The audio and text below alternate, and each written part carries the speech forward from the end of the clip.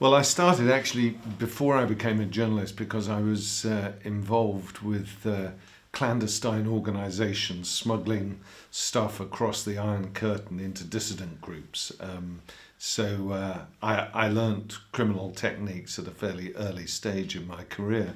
And so I was supporting people like Solidarity in Poland, the Free Trades Union, Charter 77 in Czechoslovakia, human rights organizations who all wanted to see their democratic rights in Eastern Europe re-established.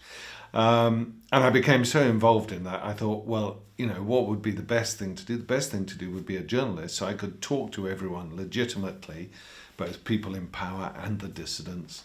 And so I set myself up in Vienna and was a stringer for The Guardian and New Scientist. The latter was an interesting combination because I knew very little about science, but New Scientist knew nothing about Eastern Europe. So it was quite a happy marriage, really.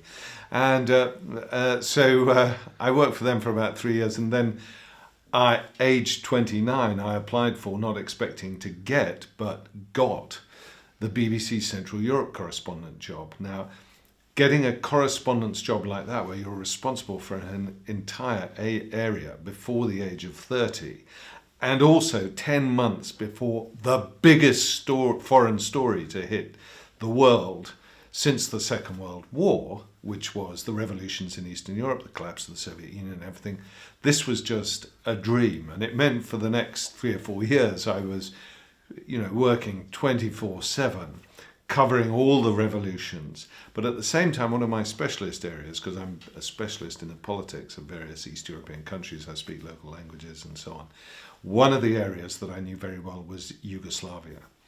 And I knew that things were about to get very bad in Yugoslavia. In fact, I was known as a Cassandra in the BBC. They referred to me as Misha Glenny because I would say there's a war coming here, you better watch out. And they'd say, Debbie, so ridiculous, there's not a war coming in Europe. And then it all blows up.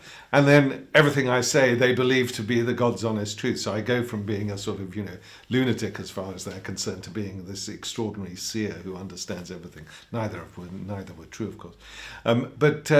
So that really made my mark. And when I was working in Yugoslavia, I observed close hand how organised crime, the new upcoming politicians, economic oligarchs who had seized many of the state assets and turned them into their own private business, were creating these extraordinary empires out of the ashes of communism. And this was the start of McMafia, realizing that after the fall of communism, there were some very, very powerfully dark forces at work in the world. And I felt to pursue that, I had to leave the BBC, because if you're with the BBC, you're always doing daily news and you don't have time to do proper research. And instead, I got a book contract, went around the world, and wrote McMafia. And everything since then has been about books, and I try and look at original subjects, whether it's organised crime or cybercrime, or I've also written a book about Brazil, about the leader of a big drugs clan in Brazil, and I went and lived in a favela, a slum in Rio for that. Even though I was already in my 50s, and that wasn't fun. But the point is that unless you go in situ, unless you get to know the people, get to know what's really going on, you cannot understand these extraordinary undercurrents of crime, corruption, malfeasance, which have a huge impact on our lives.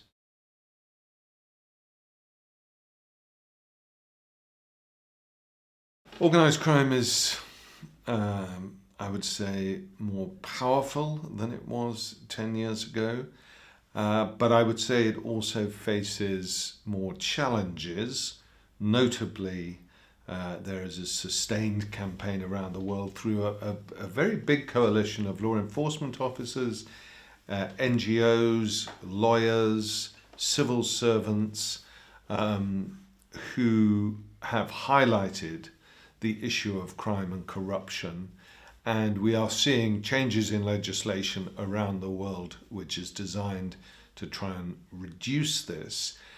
But while organised crime faces those challenges, it also has picked up some important new techniques and advantages. So what the really big issue is that for the past, well, until about 5 years ago, traditional organised crime, mafia-based, and cybercrime based on the internet existed in parallel. They very rarely interacted with each other, and you had different types of people working there. And the reason for this was quite simple. If you want to be involved in traditional mafia-style organised crime, you need to have a capacity to wield and deploy decisive violence. And cybercrime is revolutionary because you don't need a baseball bat for it. You can be in Kazakhstan and attacking someone in LA and cashing out in Dubai. So those two things attracted very different types of people. You have the thick-net mob style working in traditional organised crime, and then you have the sort of geeky, mischievous people working in cybercrime. But as you saw the emergence of digital natives in organised crime, so you saw the leaderships come through who understood cyber and understood the benefits of it, you started to see this extraordinary crossover, this fusion, which I and other specialists refer to as the digitalization of organised crime. And it's really fascinating to watch because trad organised crime, mafia-style people are now using digital tools in every aspect of their work. And what has happened to cyber criminals is that they have learned from traditional organised crime how to organise themselves better. So they're much more focused groups with people responsible for malware deployment, people responsible for harvesting the money, people responsible for sending out the threats in ransomware and things like that. So that is all in a state of flux at the moment, and of course it's putting tremendous strain on law enforcement agencies.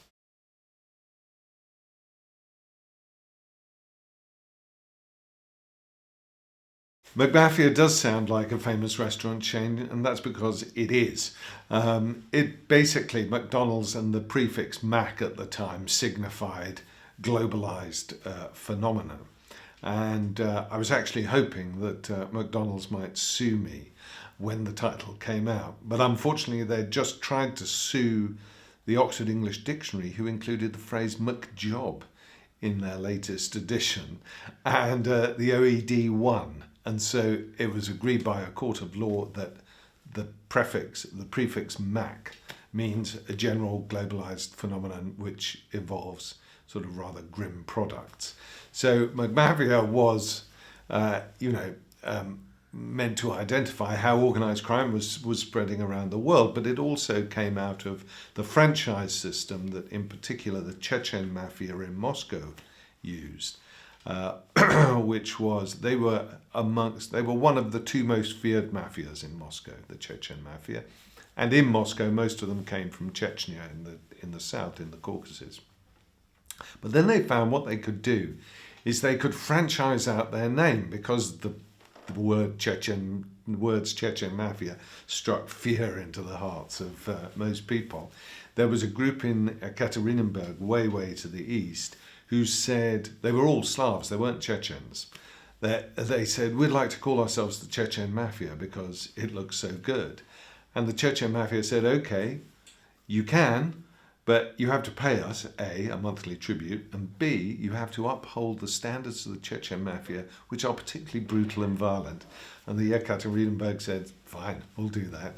And so you saw the Chechen name being franchised all over Russia. So I thought, well, actually, that's good, because that's the same model as McDonald's as well.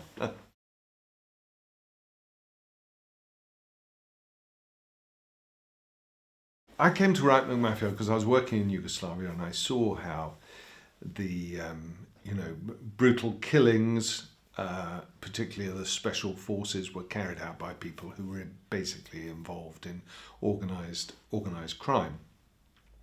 They were linked to some of the political forces and some of the economic forces. And then I discovered that a whole bunch of Serbian organized crime groups were cooperating with Croatian organized crime groups at the same time as being at war with them.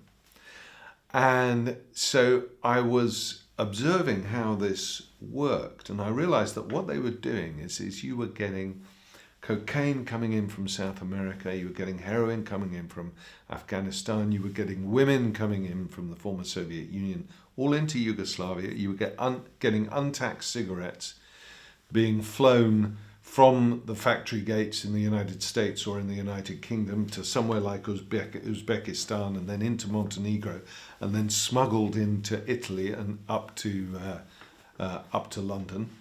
Gordon Brown lost billions and billions of pounds in tax revenue from cigarettes at this time. So Yugoslavia was being used as a huge distribution hub for illicit goods and services coming from all over the world into the European Union, which was by now the largest and most lucrative consumer market in history, with a lot of people who like to smoke untaxed cigarettes, sleep with women who've been trafficked, or snort cocaine. I realized what you were seeing was the emergence of a very efficient international business chain supplying all manner of illicit goods and services into these huge consumer markets of the EU, the US, Japan, but also some of the Middle East as well, mainly the Emirates, Israel, and Saudi as well even. So that was what I sort of identified as the heart of McMafia, along with what was happening in the banking world, because all of a sudden banks were being liberated from regulations, particularly in the UK and in the US. London and New York were in a race to the bottom in terms of low regulations. And this basically was just a free-for-all for people who wanted to launder money. So you got the coincidence of these two things: collapse of the Soviet Union, huge lawless zone from Slovenia to the Chinese border, and the ability to launder huge sums of money through London, through New York, wherever it was. And it was an entirely new form of criminal organization and very successful.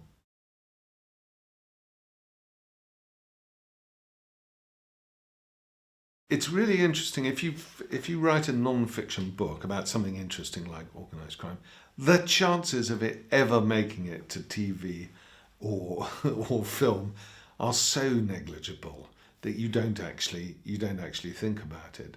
And the book was actually optioned, in fact, by Working Title, who didn't make it in the end, before it was published. It was sent out to them beforehand. They optioned it straight away. And it sat there for about 5 years, almost being made. And this is something you get used to, is that, you know, television and film, what a capricious industry that is. Anyway, but when I realized that actually it was a possibility that it was going to be made, you have a non-fiction book being translated by the writer and the director, who I was constantly consulting. They have to come up with a gripping story. So they first of all get that story, which in our case is the story of an Anglo-Russian family. The father, a former organized crime boss in Moscow who's had to flee Putin's Russia, and the son, who's maybe English, maybe Russian, he doesn't know what his identity is, so he has a confused identity. And around that, we were all concerned that we hung some of the real stories from McMafia, some of the more terrible ones, in fact. But they were asking me every step of the way how we sustain the authenticity.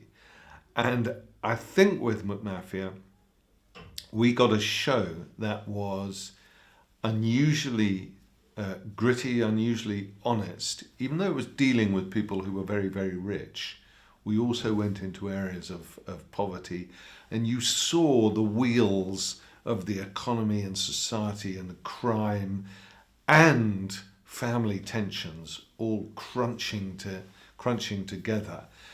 And I think it was hugely successful. From a personal point of view, I got treated like minor royalty on the set. I even got a chair, which very few people do. The actors thought I was God, so I would be, James Norton would listen very carefully to what I was saying. James Norton, for heaven's sake. So I loved it. What can I say?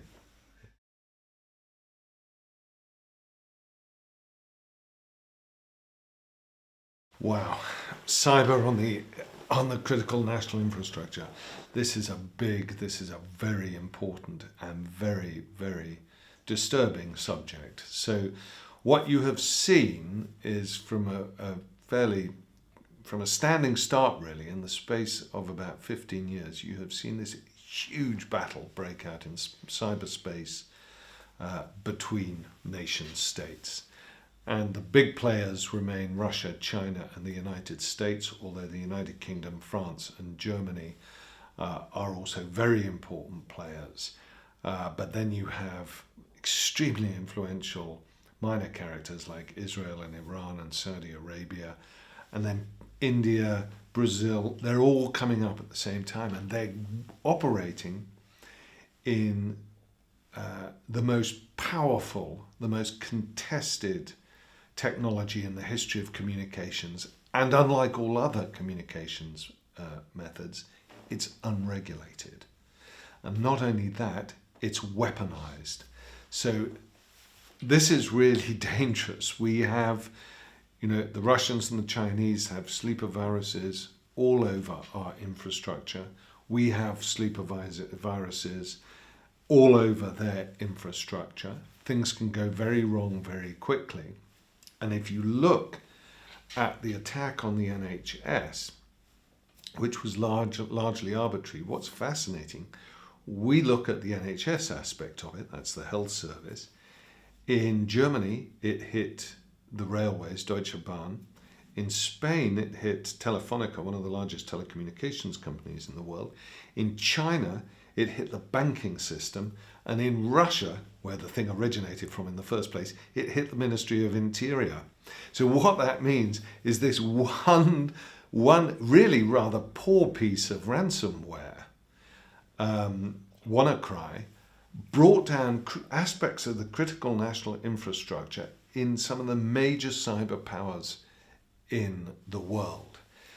What worries us now is the fact that it's getting easier and easier to create this technology. So it's not just the big players who refuse to agree on a global way of regulating this, but it's smaller and smaller players actually have a shot at creating attacks on the critical national infrastructure. And so in the United Kingdom, things like GCHQ, the National Cybersecurity Centre, and other organisations are working overtime, but the infrastructure itself is in private sector hands. So you have a real problem of defence. Now this, particularly if you're involved in business, this is basically your primary issue, is to make sure that you have a proper regime of digital hygiene. That's not just technological, but that means that all of your employees understand what their role is in that digital hygiene regime. And you have to be really careful about disgruntled insiders. You have to be really careful about supply chain and things like that. This is your biggest issue.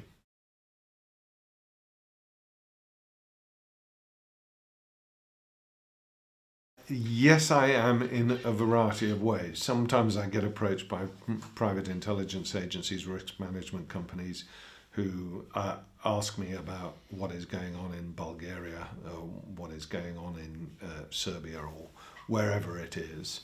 And I'll outline to them what the political situation is and what the economic prospects are, and the risks through things like corruption. More frequently these days, I'm brought in by boards to discuss issues around cybersecurity.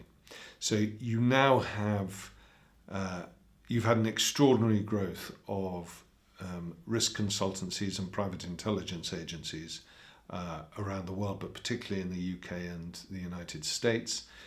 And they will have their own specialists on Eastern Europe and things like that. But for example, Statoil recently asked me to come in and give them a briefing on the security situation in Brazil, because I've worked in Brazil, and that was a very, very fruitful conversation that we had.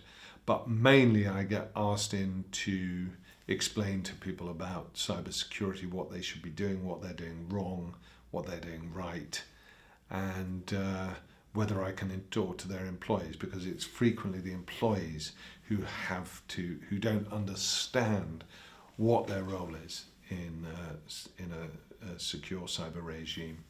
And because I focus on communication and my presentations, goes down pretty well.